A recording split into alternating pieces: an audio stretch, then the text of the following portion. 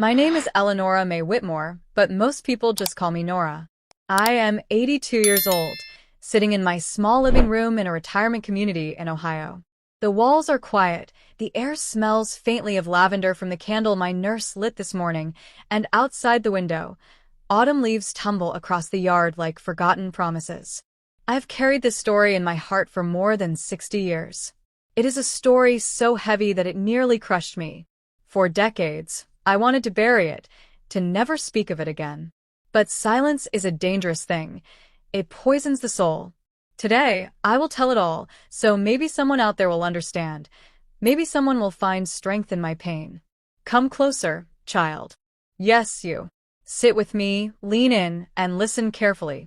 Because what I'm about to share will sound unbelievable, like something out of a movie. But it happened. To me. It all began on what was supposed to be the happiest day of my life, my honeymoon. I was only 21 years old then, a girl with dreams bigger than my small hometown of Bloomington, Indiana. My mother had died when I was 16, and my father, Harold Whitmore, was a strict, commanding man. He owned acres of farmland and had built a reputation for being both generous and cruel, depending on who you asked. To the church, he was a respected elder. To me, he was a storm. I thought marriage would free me from him. When I met Clifford Ames, a tall, handsome man with a charming smile and soft southern drawl, I believed God had finally sent me salvation. He told me he loved my kindness, my voice, my way of listening.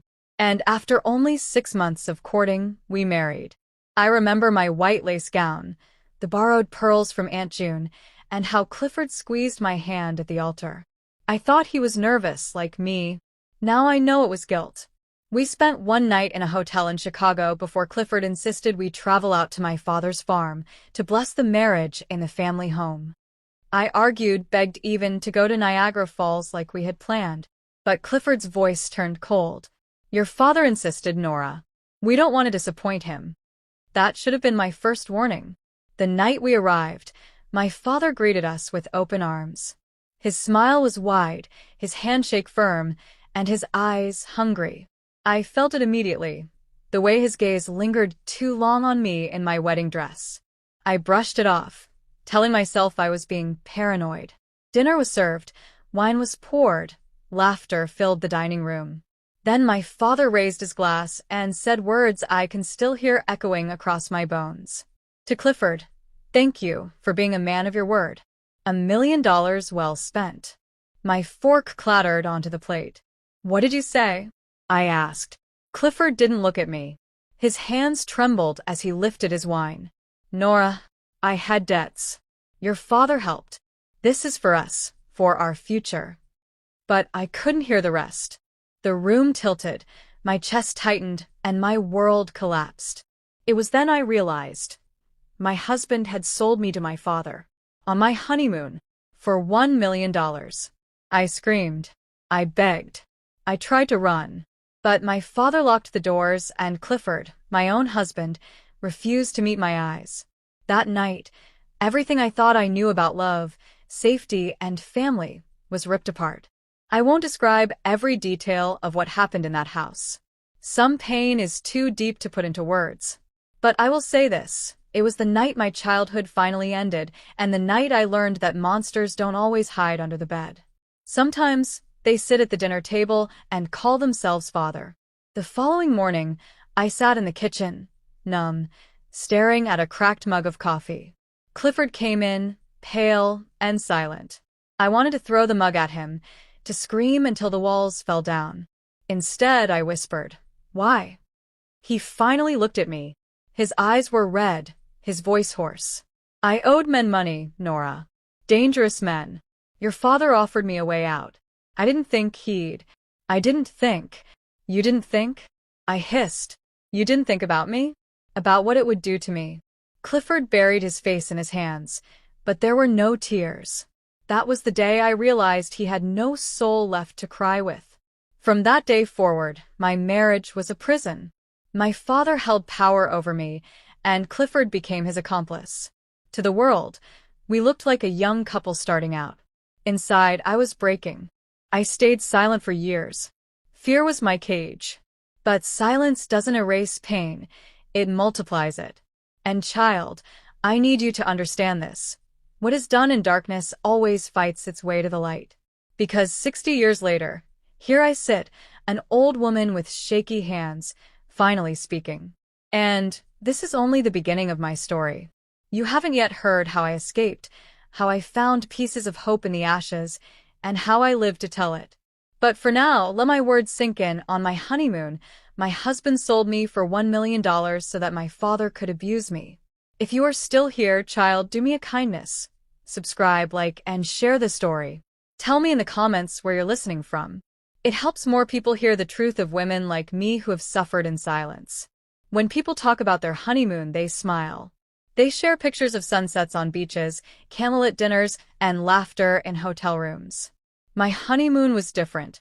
It was the night I realized that the man I had chosen, the man I trusted, was nothing more than a liar who sold me for survival.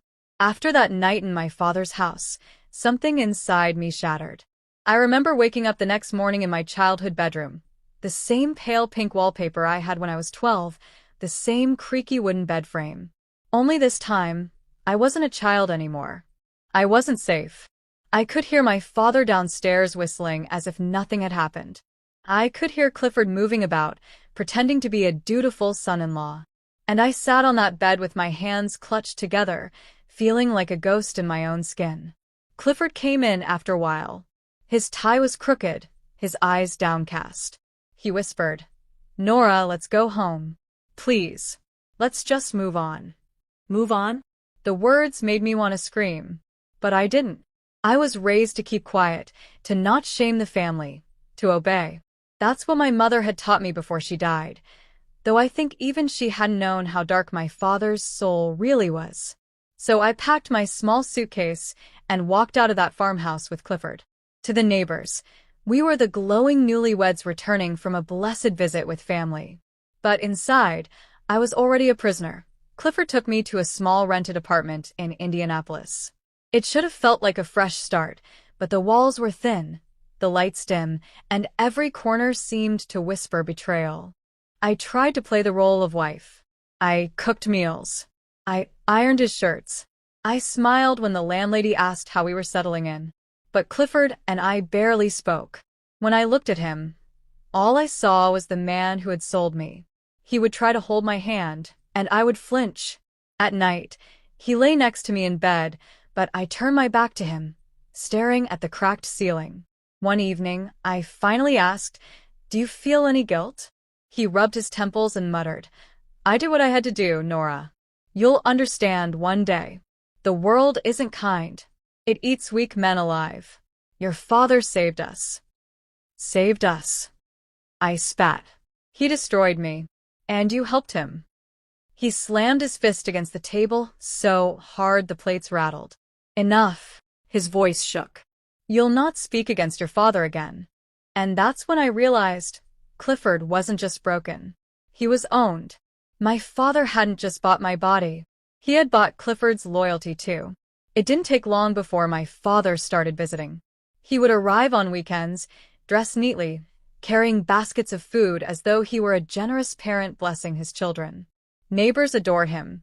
He donated to the church, shook hands at town fairs, and always had a smile ready. But behind closed doors, his visits meant terror for me. Clifford would step aside, silent, while my father reminded me that my silence kept our family honor intact. He'd tell me no one would believe me if I ever spoke out, that people respected him too much. And I believed him. The shame sat in my chest like a heavy stone. In church, when the pastor preached about purity and family values, I would sit stiff, praying God would strike me down so I wouldn't have to carry the burden anymore. But I never died. I just kept breathing. By the time I turned 23, people in town began asking when Clifford and I would start a family. I wanted children more than anything, but the thought of bringing a baby into this broken marriage made me sick. And yet, my father's shadow stretched long over my life. I told myself that maybe, just maybe, if I became a mother, I could carve out something pure, something untouched by the filth of betrayal. So when I found out I was pregnant, I wept. Not just tears of fear, but of hope. But Clifford wasn't happy. He looked at me with nervous eyes and muttered, "Can we even afford a child?" I wanted to slap him. Instead, I placed my hand on my belly and whispered, "This baby will be mine. No one will take that from me." I was wrong. At 6 months pregnant, my father came to visit again. My belly was round, my back ached, but I felt proud of carrying life inside me. That night, after Clifford had gone to bed, my father cornered me in the kitchen. His eyes burned with something cruel. "You think that child will save you?" he whispered. My throat tightened.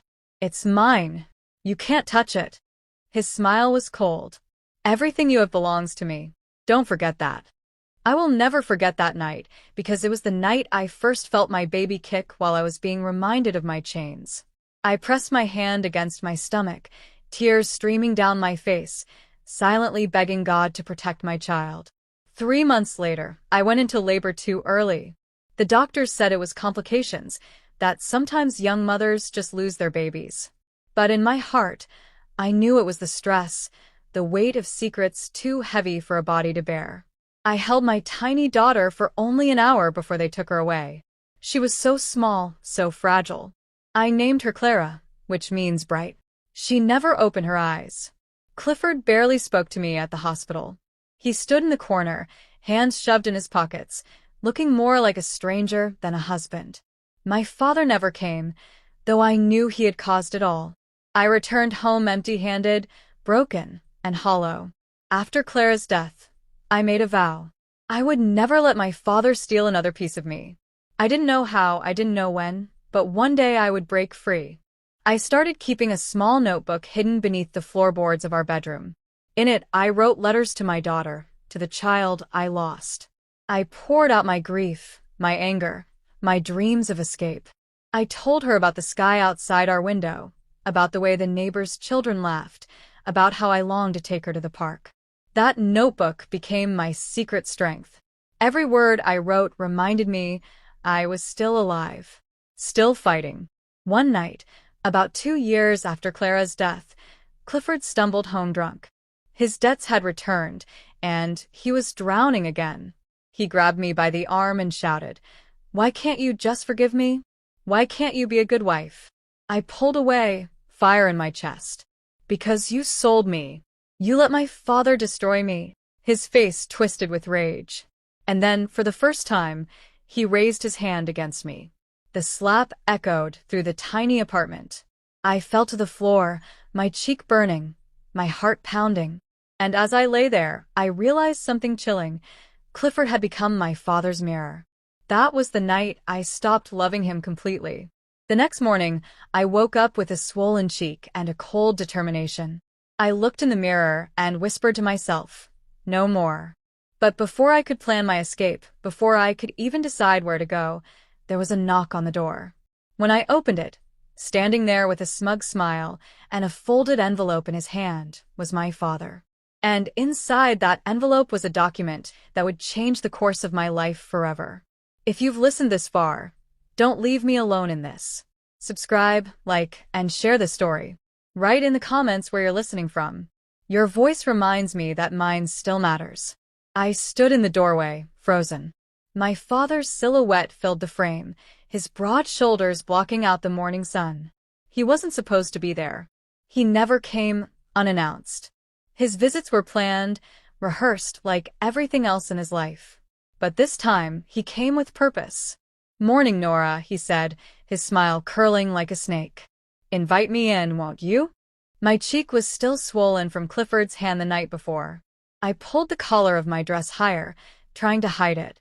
My father's eyes flicked over my face, and I saw a flicker of satisfaction. He stepped inside, his boots clicking on the wooden floor. Clifford was still asleep in the bedroom, snoring like a child who had never carried the weight of betrayal. My father handed me the envelope. It was thick, heavy. My hands shook as I opened it. Inside were neatly folded papers, legal documents stamped with bold lettering. "A deed to the farm," my father said, his voice dripping with pride. "I'm signing it over to you and Clifford. A wedding gift delayed." My throat tightened. The Whitmore farm was everything in our town. Acres of cornfields, barns, machinery, worth a fortune. People would kill for that land. Why? I whispered. He leaned closer, his breath warm against my ear. Because land ties people together. And I don't like loose ends.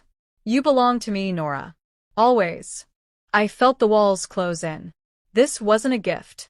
It was a chain. A way to bind me tighter. When Clifford finally stumbled out of the bedroom, rubbing his eyes and stretching like a lazy boy, I placed the deed on the table. He froze. His eyes widened, and suddenly, the man who barely looked at me with affection lit up like a child on Christmas morning. He's giving us the farm? Clifford whispered, his voice trembling with disbelief. Not us, I said bitterly. He's giving it to himself through us. Clifford ignored me. He threw his arms around my father, laughing. Sir, I don't know how to thank you. I turned away, ball rising in my throat. Clifford had sold me once for money, and now he would happily sell my soul again for land. Weeks later, we moved back to the Whitmore farm. My childhood home. The place I had once run through fields barefoot, singing into the wind. Now it felt like a graveyard. Neighbors congratulated us, saying how lucky we were, how generous my father was. They couldn't see the truth, that I was walking back into a prison built of corn and soil. The farmhouse was large, with peeling paint and creaky floors, but Clifford walked around as if he were the new king. He called it our empire.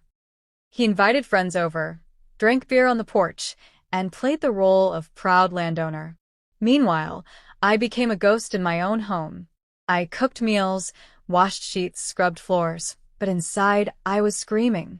Every corner of that house reminded me of the night my life had been destroyed. And every night, when the neighbors' lights went out and the crickets sang, my father would find reasons to visit. But something inside me had changed. The notebook I kept under the floorboards of our old apartment, I brought it with me. I wrote every night, pouring out my secrets onto those pages. I began hiding money, too. $1 here, $2 there.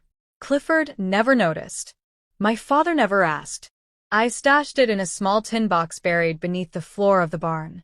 It was a dangerous game, but it gave me a taste of freedom. A secret no one could take. And slowly, I started paying attention to people.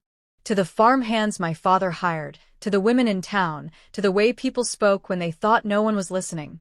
Secrets, I realized, were a currency. And I was becoming rich in silence. On our 5th wedding anniversary, Clifford threw a small dinner. He invited a few neighbors, set the table with candles, and even bought me a new dress.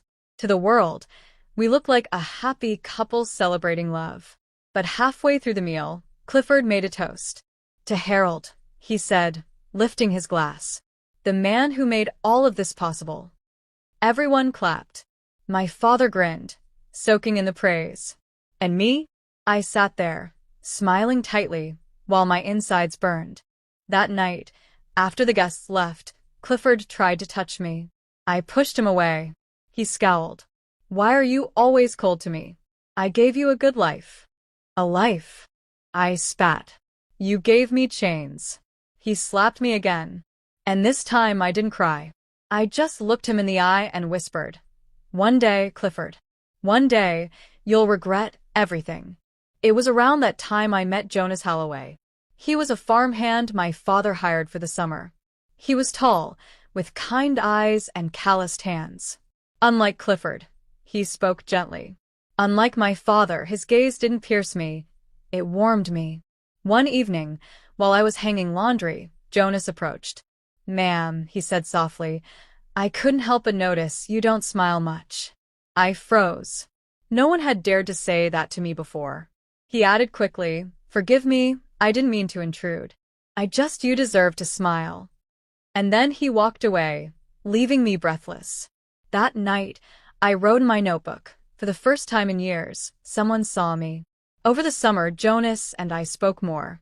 At first, it was small things about the weather, about crops, about town gossip. But slowly, the conversations grew deeper. I told him about my mother, about how I missed her lullabies, how I wished she had lived long enough to protect me. Jonas listened without judgment. Sometimes, his eyes grew dark with anger, though he never asked for details. One evening, he whispered, "You don't have to live like this forever, Nora." My heart pounded. "And go where?" "I have nothing." "You have yourself," he said. "That's more than they'll ever have." For the first time, hope flickered inside me like a candle in the dark. But hope is dangerous when you're trapped by monsters. One night, Clifford found my notebook.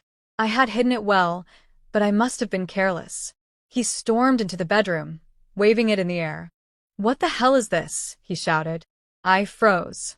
My secrets, my pain, my letters to Clara, all in his hands.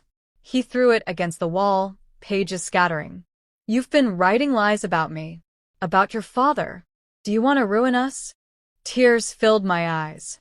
"It's the only thing that keeps me alive." His face twisted, and then he grabbed the notebook and tossed it into the fireplace. Flames devoured my words, my hope, my only voice.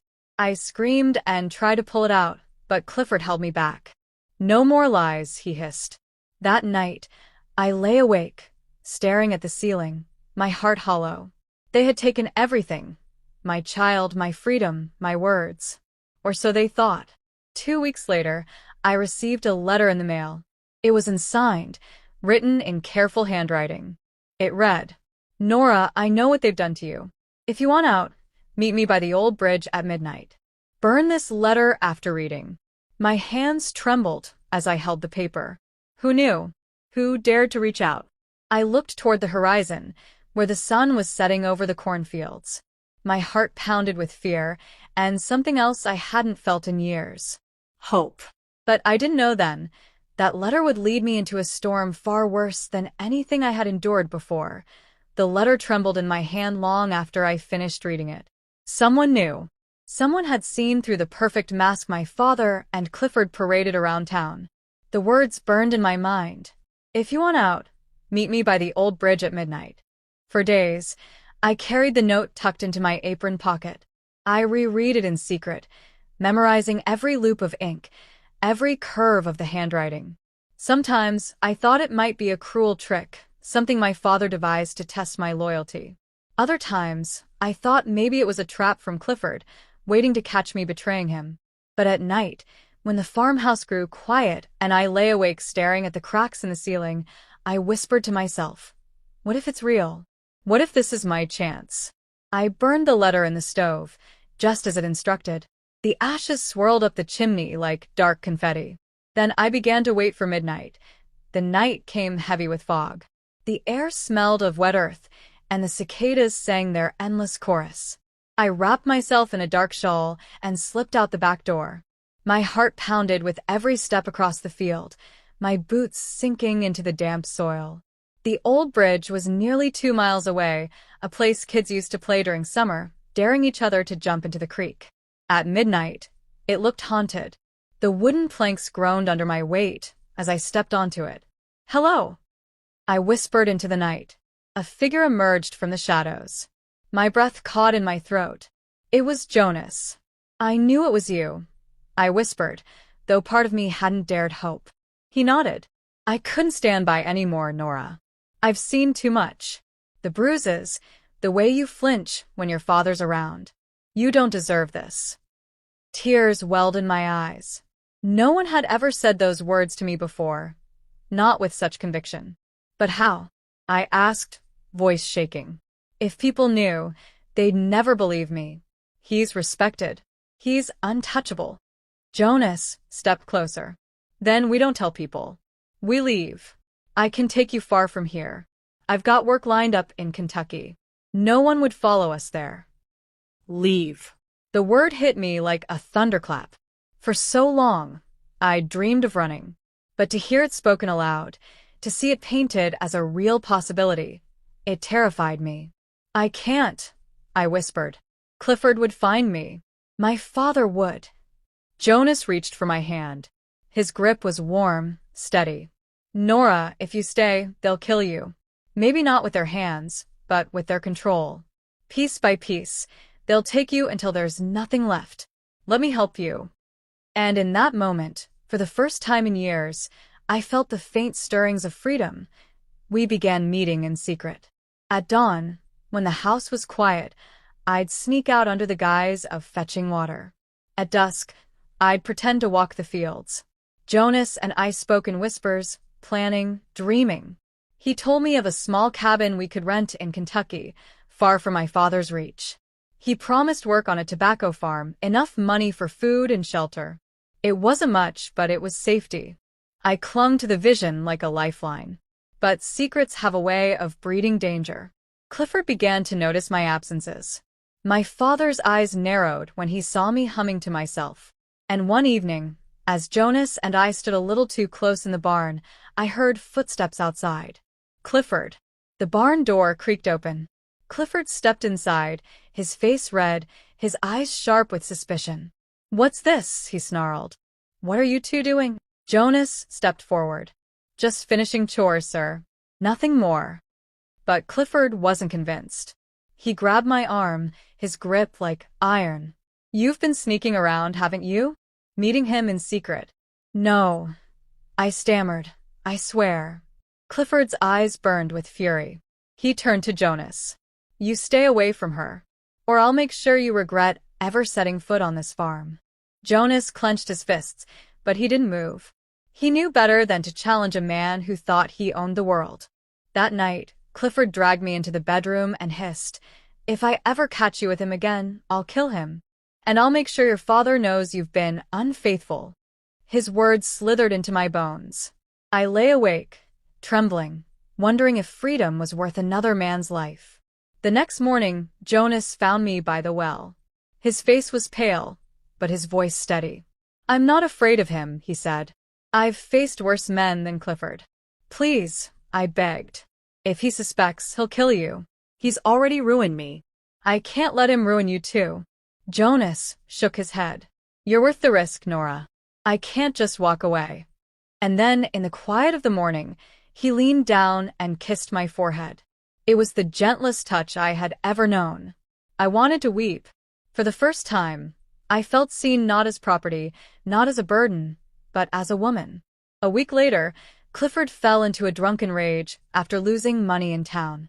He smashed plates, shouted obscenities, and finally struck me so hard I fell against the wall. Blood trickled from my lip. Jonas saw the bruises the next day. His hands shook with anger. "I can't stand by anymore. We're leaving tomorrow night." Tomorrow night. The words terrified me, but they also lit a fire inside me. That day, I gathered what little I could, some clothes, a few hidden dollars from the barn, and Clara's ribbon, the only memory I had left of my baby girl. I didn't sleep that night. I just lay awake, heart pounding, praying that God would forgive me for running, and that he would keep Jonas safe. The following night, after Clifford passed out drunk on the couch, I slipped out of the farmhouse. The moon was high, casting silver across the fields. Jonas was waiting by the old bridge with a borrowed truck. My heart thundered as I climbed inside. For the first time in years, I felt the wind on my face as we drove away from that cursed farm. We crossed state lines before dawn. Jonas squeezed my hand, and I whispered, "We're free." But I was wrong. Because 2 days later, as we settled into the small cabin Jonas had promised, a car pulled up the dirt road. I peeked through the window. My blood turned to ice. It was my father, and standing beside him, smirking, with eyes full of rage, was Clifford. I remember waking up the next morning with my hands trembling, as if the memories from last night had settled into my bones. I stared at the ceiling, the same way I had done 1,000 times before in my younger years when I was too afraid to move. The house was quiet. Too quiet. The kind of silence that makes your skin crawl because you don't know if it means safety or danger. I thought for a moment that maybe it was a nightmare. Maybe all of it, the betrayal, the sale, the touch I never wanted, was just a cruel dream. But then I rolled to my side and felt the ache deep in my chest. My body remembered what my mind wished to forget. Graham was already gone. He had left without a word. No breakfast. No soft touch on my shoulder. No husband to lean on. Just the faint smell of his cologne on the pillow beside me, mocking me, as if to remind me he was still a part of me no matter how much I wanted to rip him out of my heart. I sat up slowly, clutching the sheets around me. My father's voice echoed in my head, his laugh, his whispers, the way he looked at me as if I was nothing more than property. It was the same tone he used when he used to lecture me as a girl, except now it was darker, more dangerous. I wanted to scream, but my throat felt tight, as if invisible hands were holding it closed.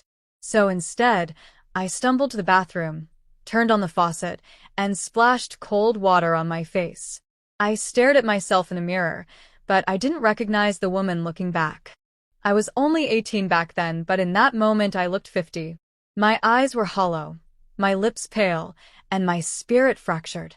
I gripped the sink so hard that my knuckles turned white. "You will survive this," I whispered to myself.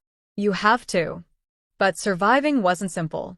When Graham returned later that afternoon, he carried shopping bags in his hands.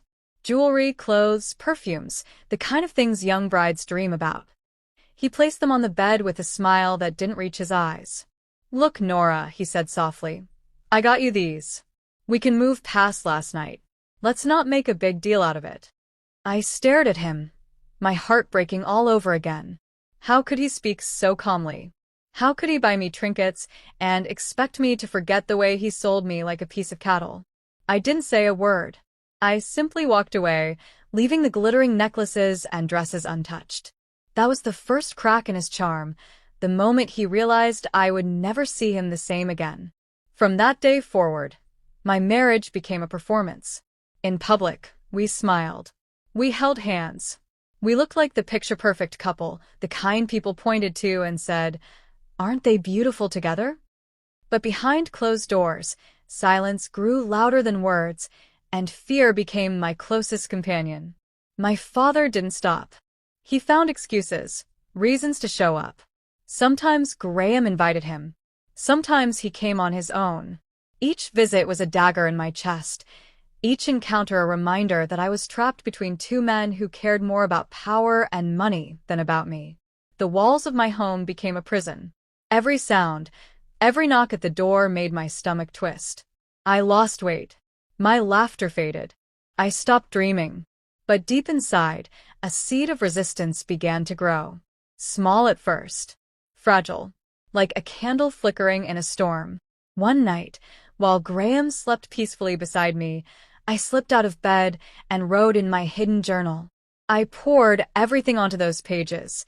The betrayal, the pain, the fear, the rage. I told the truth to paper because I couldn't speak it to anyone else. Those pages became my only witness, my only friend. Still, life had a way of pushing me deeper into despair. Months passed, and whispers began circulating in town. People talked. Women looked at me with pity, though they didn't dare ask. Men looked at me differently, as if they knew some terrible secret. I wanted to disappear, to vanish into a place where no one could find me. Then came the day that changed everything again. It was a Sunday.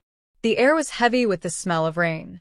I sat on the porch, staring at the gray clouds rolling in, when I heard the sound of tires on gravel. A black car pulled into the driveway. My heart dropped. The door opened, and out stepped my father. But he wasn't alone this time. A stranger followed him, a man in a dark suit with eyes that scanned me up and down like I was a prize waiting to be claimed. "This is her," my father said casually, as if introducing me to an old friend. "The one I told you about." My blood turned to ice.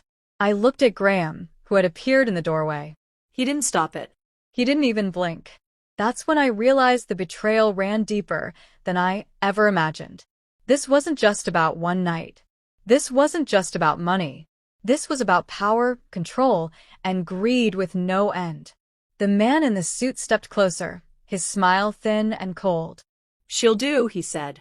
And in that moment, I knew my nightmare was only beginning. If you're still with me, my dear listeners, keep listening.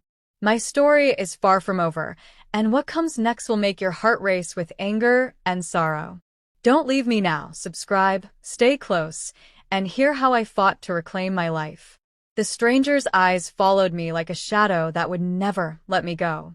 He stood in the living room that evening, his shoes still damp from the rain outside, while my father leaned back on the sofa, sipping whiskey as if this was all just another business transaction. Graham lingered in the corner, his hands shoved deep in his pockets, avoiding my gaze like a coward who knew he was guilty but couldn't bring himself to admit it. My chest felt tight, like I was breathing through broken glass. The stranger, his name was Vincent, extended his hand as if I was supposed to greet him. "Nora," he said with a smile that made my stomach turn. "It's a pleasure to finally meet you." I didn't move. I didn't speak. My silence was the only weapon I had left. My father laughed, the sound echoing off the walls like a cruel drumbeat. "Don't be shy, girl. Vincent is family now. You'll do as you're told." Family. The word cut through me. I wanted to scream, to rip the walls apart with my bare hands, but instead I clenched my fists until my nails dug into my skin. Later that night, when the house was quiet, I locked myself in the bathroom and sat on the cold tile floor. My body shook. My tears fell silently. I wanted to vanish, to dissolve into the cracks between the tiles and never come back, but then something happened inside me. Something shifted. I looked at my reflection in the mirror.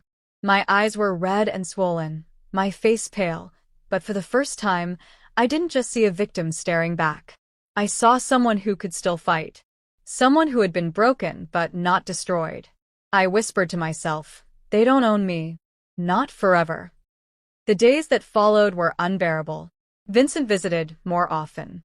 My father treated me like property, and Graham, he became nothing more than a stranger who lived under the same roof. He stopped pretending to love me, stopped pretending to protect me. I was alone in every sense of the word. And yet, in that loneliness, I began to build a secret strength. I started hiding money, small amounts at first, coins left on tables, bills tucked away in drawers. I slipped them into the pages of my journal, folded them into the lining of my clothes. No one noticed because no one paid attention to me unless they wanted to use me. I also listened. While they talked about business, about money, about their disgusting plans, I listened. I memorized details, names, times. I collected every piece of information like a soldier preparing for war. I knew my time to escape would come. I just had to survive long enough to take it. But life doesn't always wait for your plans. Sometimes it pushes you before you're ready. One evening, as the sun dipped below the horizon, painting the sky in bruised shades of purple and gray, Vincent returned. This time he wasn't smiling. He was angry, his jaw tight, his hands restless. He stormed into the house without knocking, his voice sharp and loud. "You promised me more, Walter," he shouted at my father. "You said she was mine to control, but she fights me at every turn. She's stubborn. Useless." I froze where I stood, my heart hammering in my chest. Graham looked between them, his face pale, his lips pressed tight. My father leaned forward in his chair, his eyes dark. "Then break her spirit. Do what you must. She'll fall in line." The words hit me like a slap. Break my spirit. As if I was a horse to be tamed. As if my soul was something they could twist and bend until it no longer belonged to me. Something inside me snapped. I stepped forward, my voice trembling but loud enough to fill the room. "I am not yours. Not yours, not his, not anyone's." For a moment, silence filled the air. Vincent's eyes widened. My father's face hardened. Graham finally looked at me, really looked at me, for the first time in months. Then the storm erupted. Vincent lunged toward me, his hand raised. But I ran. I darted through the hallway, my feet pounding against the floor, my breath ragged. I could hear them behind me, shouts, footsteps, the sound of rage closing in. I burst out the back door, and into the night. The air was cold, the ground damp with dew, but I didn't stop. I ran across the yard, through the field, into the darkness of the woods beyond. Branches scratched my arms, stones cut into my feet, but I didn't care. I just needed to get away. And for the first time in so long, I felt alive. I don't know how long I ran, but eventually my legs gave out. I collapsed against a tree, my chest heaving, my tears mixing with the dirt on my cheeks. I was free, if only for a moment, but I knew it wouldn't last.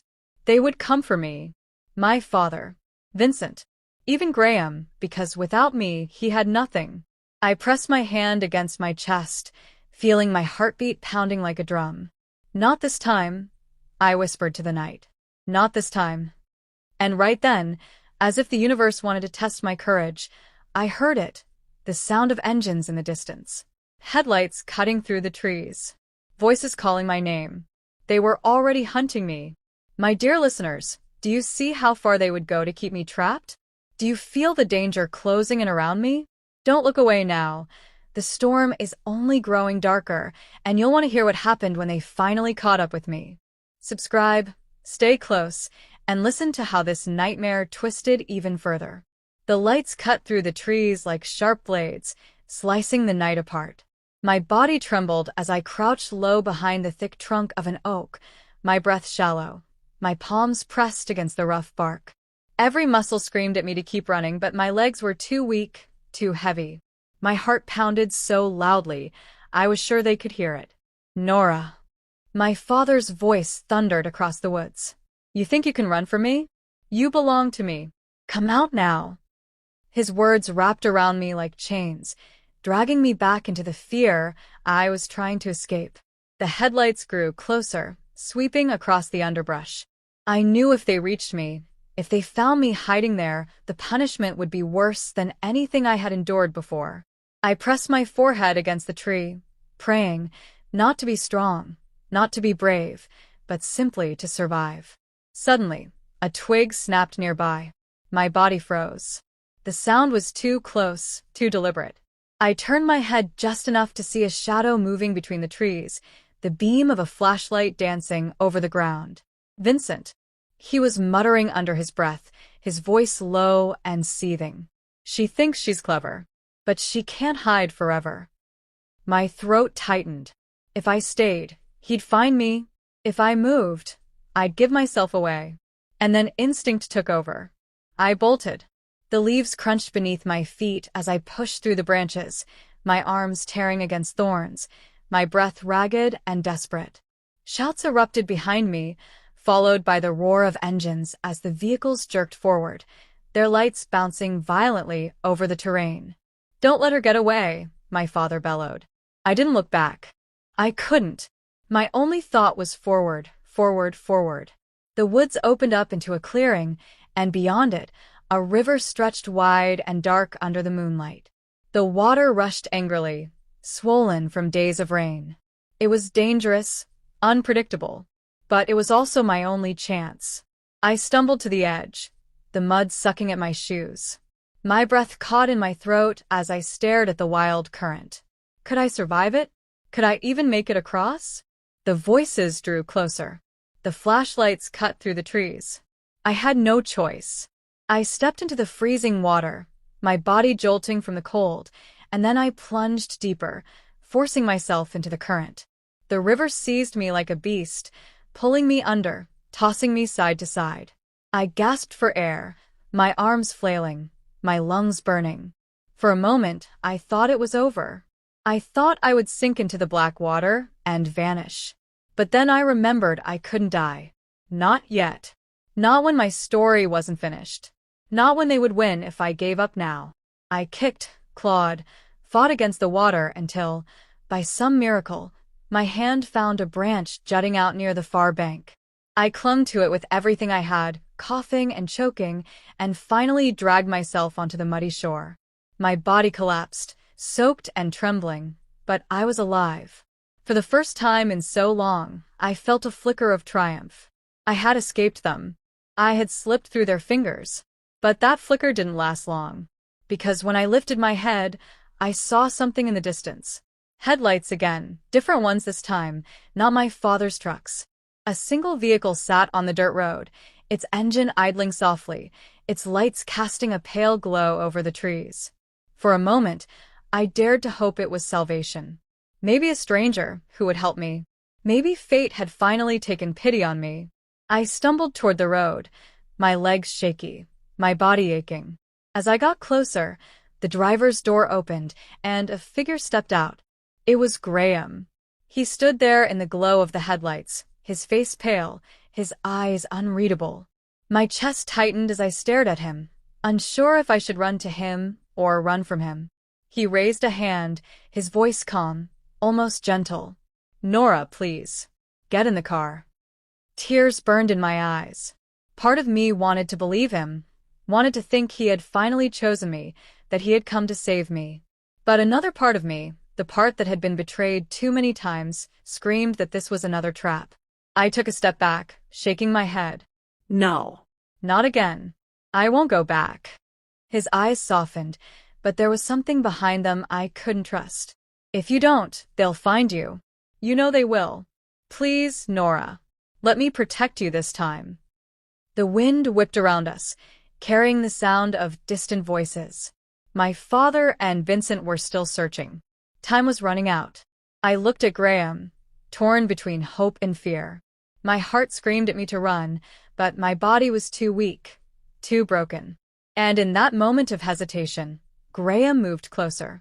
His hand reached out, slow and deliberate, like a man trying not to scare a wounded animal. "Nora," he whispered, "trust me." I stared at him, my chest rising and falling with shallow breaths. And then, behind him, I saw the shadows of two more figures stepping out of the trees. My father, Vincent. They had found us. The night closed in around me like a vice.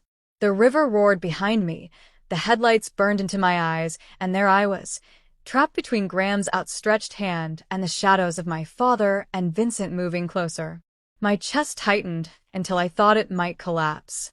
"Don't fight it, Nora." My father's voice cut through the dark like a blade. "Come home. You've embarrassed us enough. Home." He dared to call that place home. My stomach churned. Vincent stepped beside him, his smirk thin and sharp. "You really thought you could run? You're mine, Nora. I'll break you, if it takes the rest of your life." I felt the mud shift beneath my feet as I backed away, my mind spinning, my heart pounding like war drums. Graham's eyes locked on mine, softer than theirs, almost pleading. "Let me help you, Nora. Please.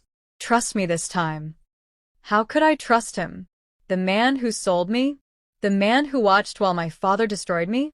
And yet, in that terrible moment, his voice was the only one that didn't feel like a dagger. "Step away from her, Graham," my father snapped, his face twisted with rage. "She's not your wife anymore. She's nothing but property." Those words pierced me deeper than anything else. Property. As if I wasn't flesh and blood. As if I didn't bleed, breathe, and cry. And then something inside me cracked wide open. I straightened my back, my body trembling but my voice steady. "I am not property. I am not yours. I never was." The air went still. Even the river seemed to hold its breath. My father's face darkened. He stormed forward, his hand raised like he meant to strike me down right there in the mud. Instinctively, I stumbled back, straight into Graham's arms. For a moment, everything froze. His arms wrapped around me, holding me steady, and I felt the faintest flicker of something I hadn't felt in years, safety. But it was tangled with fear, because I still didn't know if I could believe him. "Don't touch her," Vincent roared, lunging forward. And then chaos erupted. Graham pushed me behind him and stood tall, his voice firm. "Enough. She's not your toy, and she's not for sale anymore." The words stunned me. My father's eyes went wide, Vincent snarled, and I clutched the tree for balance. Did Graham mean it? Was this his redemption, or just another cruel trick? My father stepped closer, his voice low and venomous. "You dare defy me, boy? After all I gave you?" "All you gave me," Graham spat back, "was a deal with the devil. I won't be part of it anymore." Vincent's hand shot into his jacket, and for the first time, I saw the glint of metal. A gun. My breath caught. My body froze. The world shrank to the circle of light cast by the headlights and the weapon that gleamed in Vincent's grip. "Move," Vincent growled, "or I'll put you down right here." Graham didn't flinch. His body stood firm between me and the barrel of the gun. "You'll have to kill me first." And in that moment, I believed him. The standoff stretched long and unbearable, each second an eternity. My father's face was pale with fury, Vincent's finger twitched near the trigger, and Graham's chest rose and fell in steady defiance. I didn't know what would happen next. A gunshot? A scream? My own death? Right there in the mud? But then, the sound of another engine broke through the night. Headlights appeared at the edge of the road, cutting across ours. Tires screeched as another car pulled up fast, gravel spraying in all directions. For a moment, no one moved. We all turned toward the new arrival. The door opened, and out stepped a woman. Tall, sharp-eyed, her coat whipping in the wind. She didn't look like anyone I had ever seen before, but her voice carried the weight of authority as she spoke. "Enough," she called out. "Put the gun down." Vincent stiffened. My father's jaw clenched. Graham turned slightly, confusion flickering across his face. The woman stepped forward, her hand resting near her own hip where I caught the faint outline of a badge. Law enforcement. My heart leapt, but fear twisted around it. What if she was with them? What if this was another layer of their control? Vincent sneered. "This is none of your business." "It's every bit my business," she replied coldly. "Walter, you've gone too far. Step aside." Walter. She knew my father's name. She knew him. My mind raced, my pulse hammering as the pieces twisted together in ways I didn't understand. Who was this woman? How did she know him? And why now, after years of silence, was she here? Before I could even breathe the questions, Vincent's arm snapped up, the gun pointing straight at her. And then, I woke up one morning to find the world outside quiet, almost too quiet. The air smelled like burnt coffee from the kitchen downstairs, but I knew no one had brewed anything for me. Silas had taken to making his own breakfast, and leaving me with nothing. Sometimes, if I was lucky, I'd find a slice of cold bread left on the counter. Most mornings, it was just an empty plate, as if to mock me. At 75, my body ached for warmth, food, kindness, but instead, I was surrounded by silence and cruelty. He had started locking my phone in a drawer. He said I was too old to be trusted with calls, that I would cause trouble by talking to neighbors. He didn't want me speaking to anyone. And my father, who was now very old himself, would only nod when Silas tightened his grip on me. It was like watching two generations of men join hands to keep me caged. I used to think marriage was supposed to protect a woman. But mine had sold me, broken me, and thrown away the key. I stared out the window, the garden overgrown with weeds. I remembered how I once dreamed of planting roses there. Instead, it looked like a forgotten graveyard. That's what I felt like, buried while still breathing. But even in that hopelessness, something stirred in me. Something small but alive. I wasn't ready to let them kill all of me. It started with small defiance. I would hide scraps of bread in my pocket when Silas wasn't looking. I began keeping a tiny notebook under my mattress, writing everything they did to me. Each word was like a weapon, like proof that I wasn't crazy. I wanted the world to know someday. I wanted them to see what had been done to me. One night, I heard Silas whispering on the phone. His voice was sharp, filled with anger. "She's costing me more than she's worth," he said. "I should have never agreed to this. Maybe it's time we put her in a home." My blood ran cold. A home. A nursing facility. He wasn't just talking about leaving me there, he was talking about disappearing me. I had heard stories of old women dropped into those places, never seen again. The way he said it made me feel like I was already on death row. I didn't sleep that night. I sat in the dark, clutching my little notebook. My hands shook, but my heart beat stronger than ever.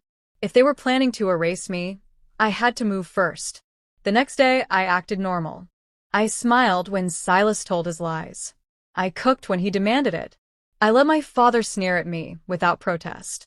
But inside, I was planning. I noticed the mailman stopped by at noon every day. For weeks, I hadn't been allowed near the mailbox. But that afternoon, when Silas forgot to lock the back door, I slipped outside barefoot, my notebook pressed against my chest. I shoved a page into an envelope I had saved, scrawled a desperate message on the front. Help me. This is real. Please. I didn't know who would find it, but I left it where the mailman could see. I felt both terrified and alive. For the first time in years, I had done something for myself. But courage has a cost. That evening, Silas stormed into the room, his face red, his eyes wild. He held the crumpled envelope in his hand. "Did you think you could trick me?" he screamed. His fist slammed the wall, inches from my head. My father stood behind him, smiling faintly, as though enjoying the show. I froze, my heart pounding so hard I thought it would break my ribs. "You want to bring strangers into this house?" Silas hissed. "You want to shame us? You'll regret this." He grabbed me by the arm, dragging me down the hallway. My legs barely kept up. He shoved open the basement door, the smell of damp concrete rising to meet me. "You'll stay here until you learn your place," he said, and with a sick grin, he pushed me inside. The door slammed. The lock clicked. I was in darkness. Cold, damp, terrifying darkness. I stumbled, reaching for the wall, but there was nothing but stone and shadows. My knees buckled as the truth hit me. Silas had locked me in the basement like I was nothing more than a dangerous animal. I screamed for help until my throat was raw. No one came. I thought of the roses I never planted. I thought of the little girl I once was, full of hope. I thought of the $1 million that had bought my silence and pain. And then I heard footsteps above me. Slow, heavy. My father's cane tapping the floorboards. He stopped directly over where I sat trembling. Then, in a chilling voice that carried through the boards, he said, "This is where you belong, Nora. Buried alive, just like your mother should have been." My knees gave out. My heart shattered all over again. But deep inside, something else sparked, something stronger than fear. If they thought this was the end of me, they had no idea what storm I was about to unleash. If you're listening to me now, remember this. Silence is the enemy. Don't let anyone cage your voice, no matter how old you are. I need you to keep walking with me through this story. Share it, comment where you're watching from, and don't forget to subscribe. My story isn't over, and the next part will leave you breathless. The basement was cold enough to make my bones ache. I could smell mold, old dust, and something rotten that lingered in the corners. My hands brushed across damp stone walls, searching for anything, a crack, a splinter, even a nail. Nothing. Just the emptiness of a place designed to keep me hidden. Time lost meaning down there. Hours bled into days. Or maybe it was only a few nights. I couldn't tell anymore. Silas brought scraps of food now and then, stale bread, watery soup. He didn't speak to me, not even once. He'd set the plate on the step and slam the door before I could say a word. My father never came down, but I knew he was listening upstairs, waiting, feeding on my silence like a vulture. I thought of death often. It would have been easier to close my eyes and not wake up. But something inside me refused to die. I was 75 years old, but I wasn't finished. I had carried too much, endured too much, to end in darkness. So I began to plan. The notebook I once hid under my mattress was gone. They must have taken it. But I still had my memory, sharper than they believed. Every word, every insult, every act of cruelty was written inside me now. I would remember it all, and I would make sure the world heard it. I counted the steps when Silas opened the door. 10 wooden steps from the top to the basement floor. The lock clicked twice, one heavy, one light. If I listened carefully, I could almost hear the pattern of the key. I also noticed something else. When he came at night, his steps dragged. I could smell alcohol on him. He drank before visiting me. That meant one night he might slip. He might forget. One evening, the door cracked open, and I saw his shadow against the dim light. He muttered something under his breath, tossed the plate of soup down, and stumbled back up the stairs. But this time the lock didn't sound right. My breath caught. I waited. My heart pounded louder than the silence. Slowly, carefully, I pushed against the door. It creaked. And then, miracle of miracles, it opened. The hallway smelled of wood polish and fried meat. My legs trembled as I climbed out, barefoot, weak but free. I could hear Silas snoring in the living room. My father was nowhere in sight.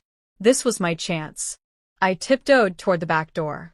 Each step was agony, my knees threatening to give out. My hands shook as I reached for the knob. For the first time in years, I felt the air of freedom brush against my skin. But just as I pulled the door open, a voice sliced through the night. "Where do you think you're going?" My father's voice. Sharp. Mocking. I froze.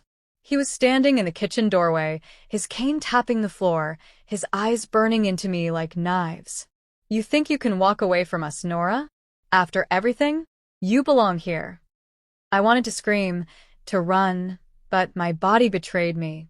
He stepped closer, his cane clicking against the tiles, his hand trembling but still powerful. "You were bought. Paid for. Do you understand?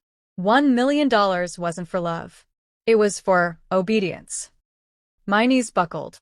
I leaned against the doorframe, the night air still brushing my face, freedom so close I could taste it. But then Silas appeared, rubbing his eyes, holding a bottle in one hand. His face twisted into a drunken sneer. "Trying to run, old woman," he growled. "You'll regret that." He lunged forward, grabbing my wrist so hard I thought the bone would snap. I cried out, the sound echoing through the quiet house. "Let her go!" I shouted, twisting, kicking, fighting with every ounce of strength I had left. For the first time, I fought back, not as a victim, but as a woman refusing to disappear. Silas staggered, surprised by the force of my resistance. I slammed the door into him with all my weight. The bottle flew from his hand, crashing against the wall. He roared in anger, stumbling backward. My father shouted something, but I didn't hear it.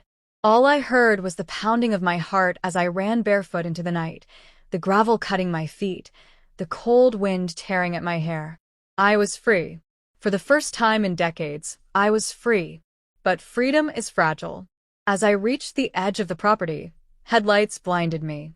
A car screeched to a stop, the horn blaring. I froze like a deer.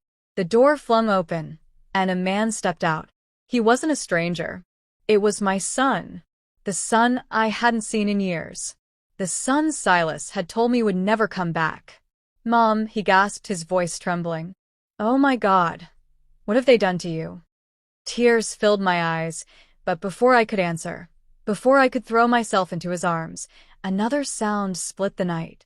A shotgun cocking. I turned. My father stood on the porch, the weapon steady in his hands, pointed straight at me. His voice carried across the night, cold and deadly. "If you leave, Nora, you die." And that, my dear listener, is where I'll stop for now.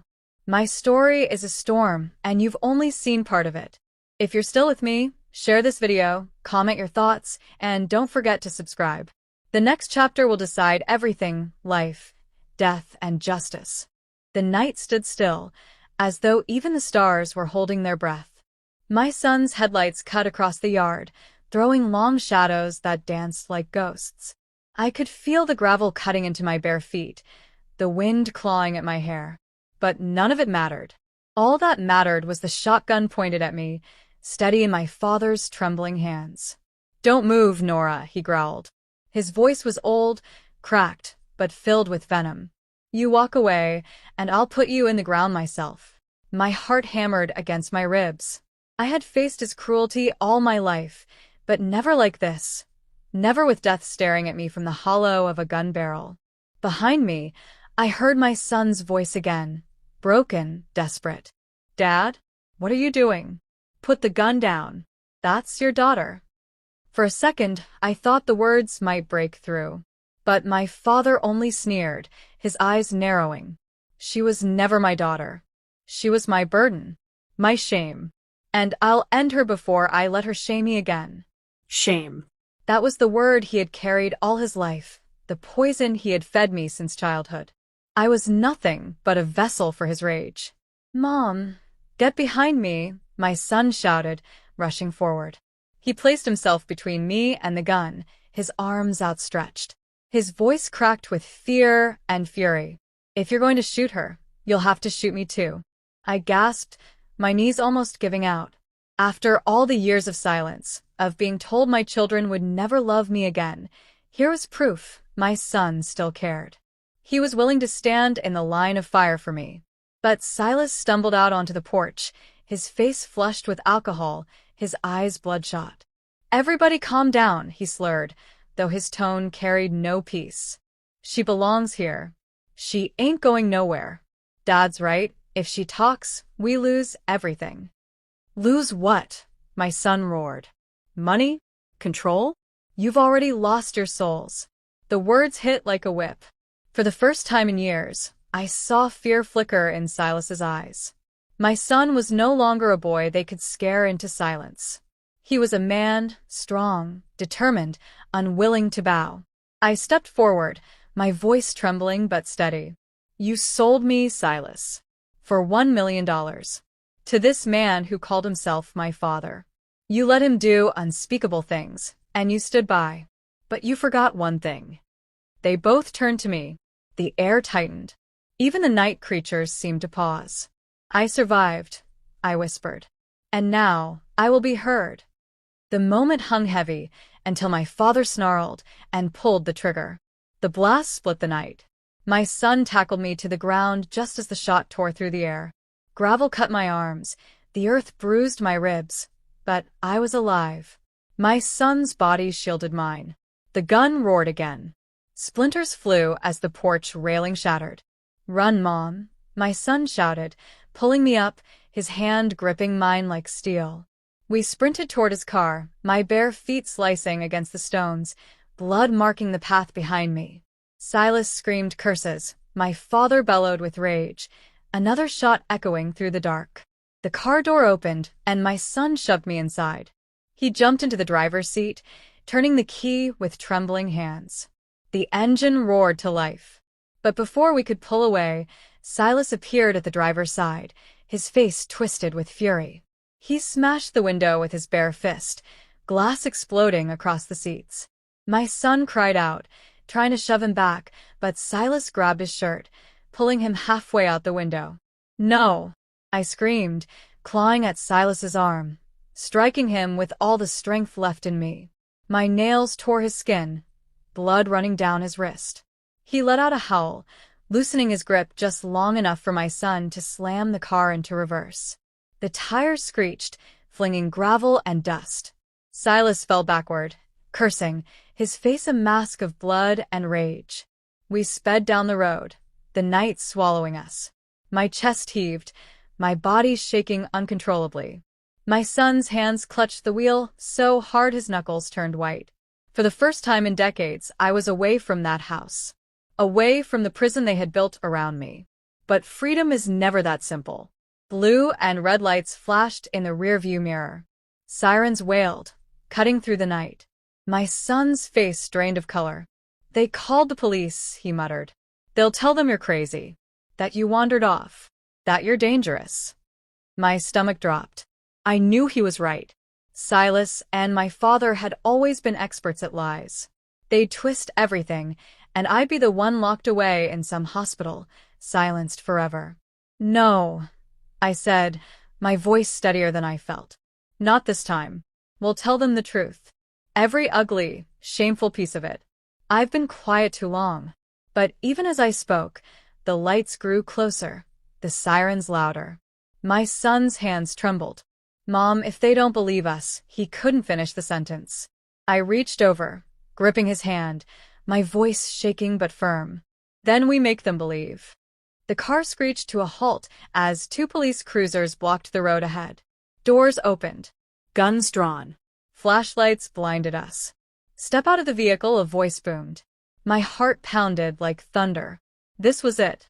My chance to be free, or my final cage. And then, from the shadows, I saw him. Silas. Limping, bleeding, but smiling. Standing behind the officers, whispering into their ears.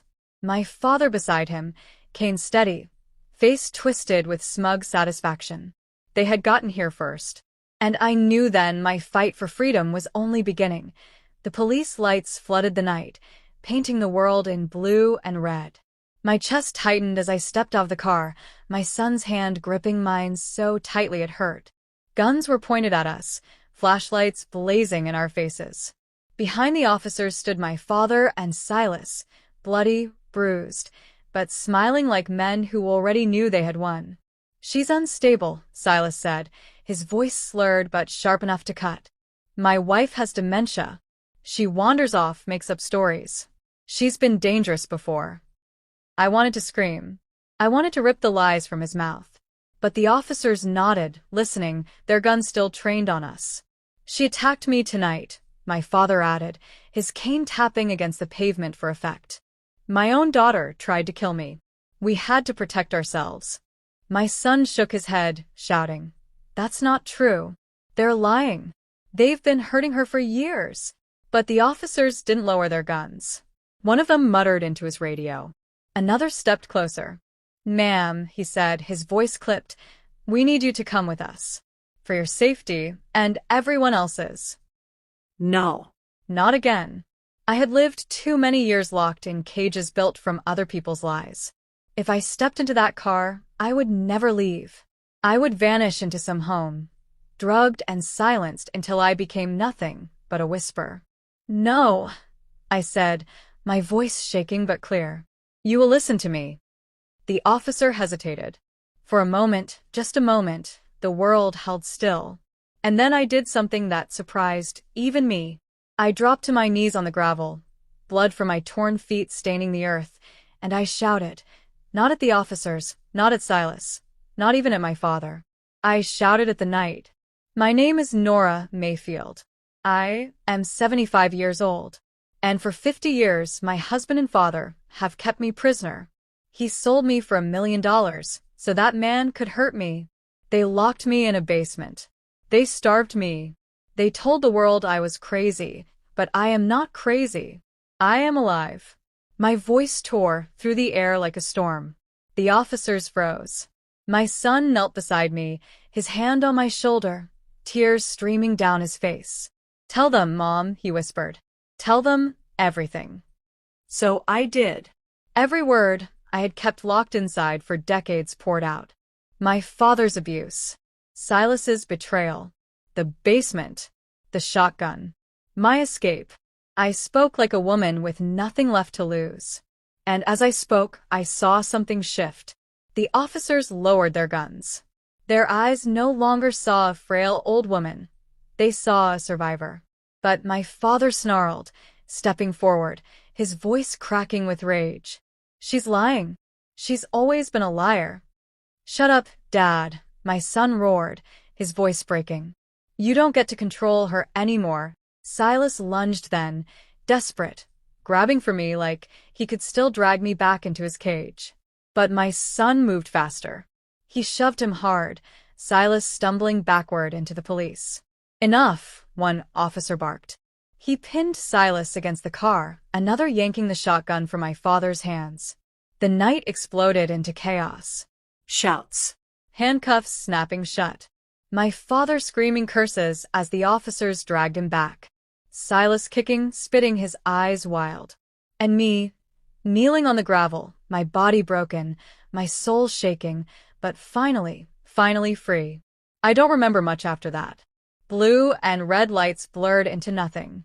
My son carried me to his car. The officers promised justice. Neighbors began to gather, whispers spreading like wildfire. But I remember one thing clearly. As they shoved my father into the police cruiser, he locked eyes with me, his face twisted in fury. "This isn't over, Nora," he hissed. But he was wrong. For me, it was. The trial came months later. My father too weak to stand for long, Silas pale and defeated. The evidence piled high, the notebook they hadn't found, my son's testimony, the marks on my body, the neighbors who had heard the gunshots. For the first time, the truth won. My father died in custody before sentencing. Silas was sent away for life. And me? I planted my roses.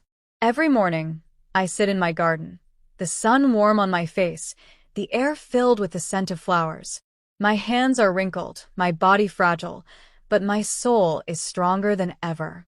I tell my story to anyone who will listen, because silence almost killed me, and I will never be silent again. If you are listening now, take this with you. Do not let anyone steal your voice. You are never too old, too broken, too forgotten to rise again. This is my truth. This is my freedom. And I survived. If you've walked this journey with me, thank you. Share my story, subscribe, and comment where you're listening from. Because when we tell the truth, we set others free too.